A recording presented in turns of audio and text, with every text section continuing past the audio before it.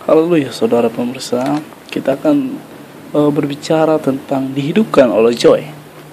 Kita harus tahu apa itu artinya joy. Joy itu adalah kehidupannya Tuhan yang turun atas diri kita sendiri. Jadi kalau kita menerima joy, yaitu kehidupan Tuhan sendiri, berarti kita akan diubahkan, akan berubah menjadi lahir baru, menjadi seorang yang pastinya luar biasa ya. Dan menerima zoe dengan apa kita menerimanya, yaitu dengan ucapan. Berarti kita harus menerima zoe itu tadi dengan cara yang pertama dengan ucapan, saudara. Ucapan itu yang akan mendatangkan zoe kepada kehidupan kita. Jadi tentunya kita harus memikirkan apa yang harus kita lakukan sebelum kita berbicara. Terkadang di dalam kehidupan ini kita berhadapan dengan keadaan yang rendah. Walaupun kita telah dipenuhkan dengan Roh Kudus. Maksudnya apa, saudara? Walaupun kita telah dipenuhi oleh Roh Kudus, ya kan? Tapi kita tetap banyak rintangan, bahkan semakin banyak rintangan gitu kan. Tapi Roh Kudus kadang akan membawa kita ke dalam namanya itu gurun, padang gurun gitu, atau pencobaan. Seperti halnya Yesus dikatakan di dalam Alkitab, setelah dia dibaptis, dia dibawa, dia telah dipenuhi Roh Kudus, dan Roh Kudus membawa dia ke padang gurun. Kenapa Roh Kudus membawa ke padang gurun? Supaya lebih kuat, supaya lebih teguh gitu. Pendapat yang mengatakan bahwa setelah penuh Roh Kudus berarti kita akan selalu sebagaimana gitu kan di dalam kehidupan ini, sama sekali tidak benar, karena Tuhan Yesus. Maksudnya kita tidak mempedulikan kehidupan kita ini, kita tidak mempedulikan tetangga atau siapapun itu, saudara. Tapi kita tidak bisa dihentikan oleh kehidupan ini untuk dekat dengan Tuhan, untuk selalu melayani Tuhan. Kita tidak akan gentar. Mungkin ada tetangga, orang-orang menghambat kita, "Oh, jangan kau pergi. Ini ada pesta, ini ada segala macam." Kita tidak hiraukan itu, saudara. Yang pertama, saudara, jangan kita perkataan persoalan kita. Maksudnya apa? Jangan contohnya kita lagi sakit. "Oh, aku lagi sakit parah. Aku lagi sakit gigi nih. Sakit gigi lebih keras dari sakit hati, atau sakit lagi putus cinta," gitu kan. Kita jangan memperkatakan ini. Kita katakan, "Aku selalu sehat. Aku kuat dalam nama Tuhan. Segala penyakit tidak berkenan kepada tubuhku." Maka itu akan terjadi kepada saudara. Tuhan sungguh tahu sepenuhnya tentang seluruh kehidupan kita. Di dalam Keluaran 3 ayat 7-9, saudara, dikatakan Tuhan tahu. Tuhan tahu, ya kan? Jadi enggak usah bertele-tele, "Oh Tuhan, aku lagi sakit ini, pacarku lagi putuskan aku." Jangan usah. Yang penting kita tetap dalam Tuhan. Kita tetap apa kehendak Tuhan kita lakukan gitu kan. Kita puji Tuhan, kita bersyukur gitu. Tuhan tahu kok, sebelum kita minta pun Tuhan tahu, ya kan.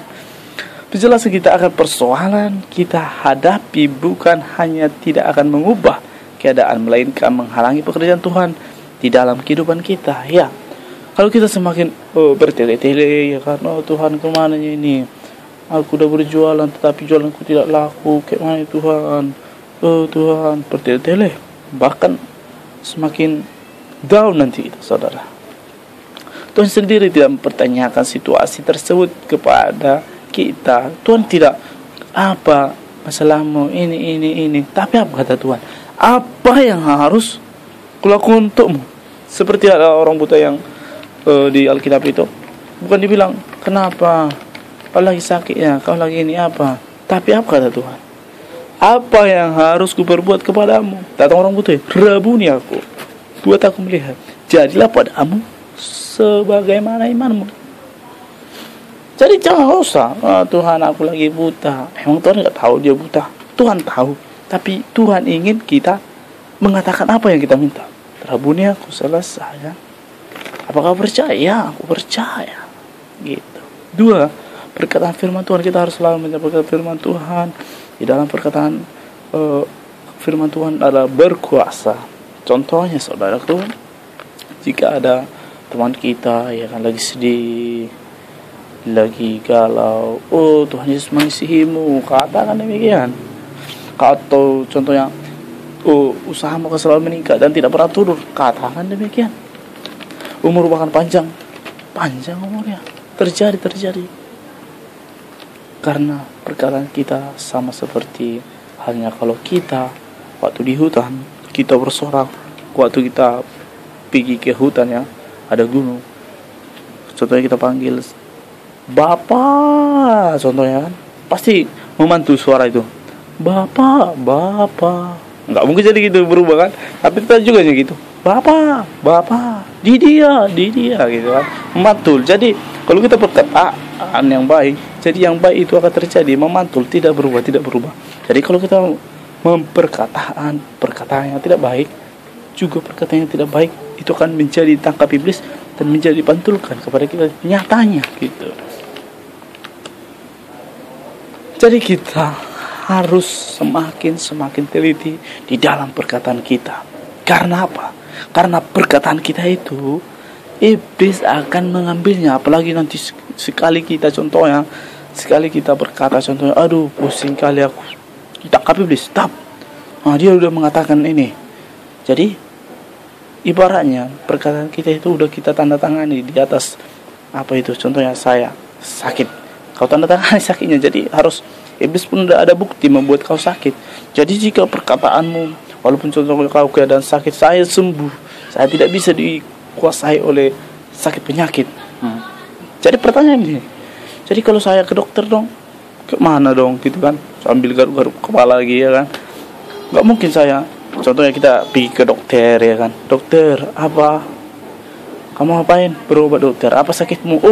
Aku tidak punya sakit dokter, aku ini sehat, kuat, tidak bisa dijawab penyakit. Jadi dokternya pun bingung ya kan, anak ini siapa kali, kok masa nggak sakit datang ke sini? Nggak, maksudnya bukan begitu saudara.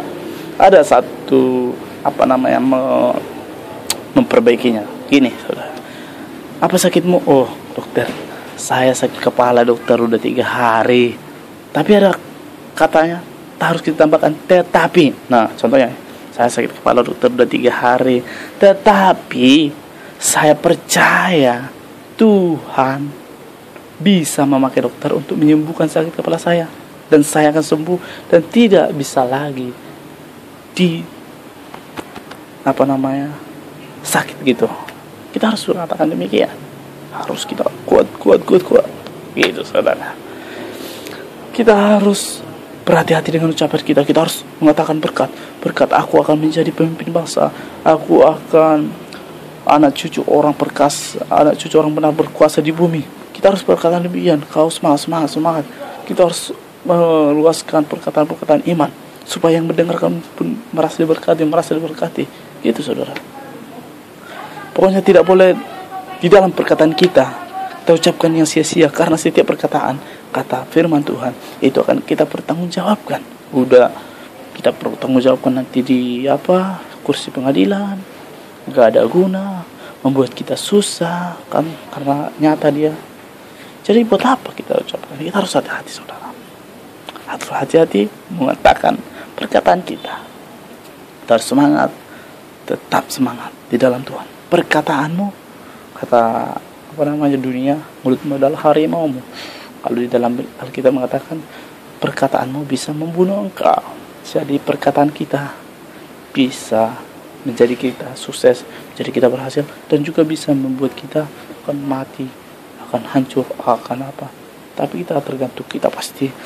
Kalau kita orang benar, kita membuat perkataan kita menjadi kita orang besar, menjadi kita orang benar, dan dunia akan kita pimpin. Haleluya. Jadi sebelum itu serahkanlah bibirmu, biarlah malaikat Tuhan berjaga-jaga di bibirmu, supaya setiap mau kau omongkan ini, mau kau omongkan itu, harus kau pikirkan dulu. Semangat saudara. Oke, sekianlah, mudah-mudahan ada manfaatnya pada kita, yaitu tentang perkataan kita jaga, kita jangan serupa dengan pemuda sekarang ya, sangat tidak menjaga perkataan, tetapi kita percaya mereka akan dijamah oleh Tuhan, dan mereka akan dipakai Tuhan dengan luar biasa. Haleluya.